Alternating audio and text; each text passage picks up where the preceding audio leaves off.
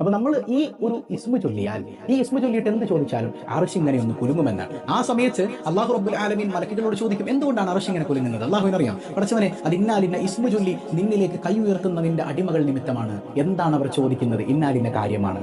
ആ ആഗ്രഹം അല്ലാഹു നിറവേറ്റി തരുമെന്ന് പരിശുദ്ധ മുഹമ്മദ് മുസ്തഫ സല്ലല്ലാഹു അലൈഹി വസല്ലമ തങ്ങളിൽ നിന്ന് മഹാരഥന്മാർ ഉദ്ധരിക്കുന്നത് കാണാം. നമ്മൾ വിചാരിച്ചാൽ ഒരു മരം പിടിച്ചു കുലുക്കാൻ പറ്റുമോ? ഒരു നല്ല മരം കുലുക്കാൻ പറ്റും? നമ്മൾ വിചാരിച്ചാൽ വേണ്ട ഈത്തപ്പനെ പോയിട്ട് നമ്മൾ പിടിച്ച് കുലിക്കാൻ കുലുങ്ങൂലല്ലോ അല്ലേ?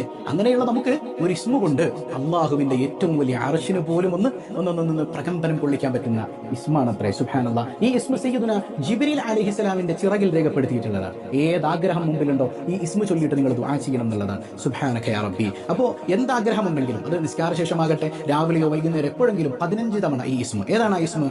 യാ മാലിക്കൽ മുൽക്കി, ശ്രദ്ധിക്കണം, യാ മാലിക്കൽ മുൽക്കി യാ ദൽ ജലാലി വൽ ഇക്റാം യാ അല്ലാഹ്.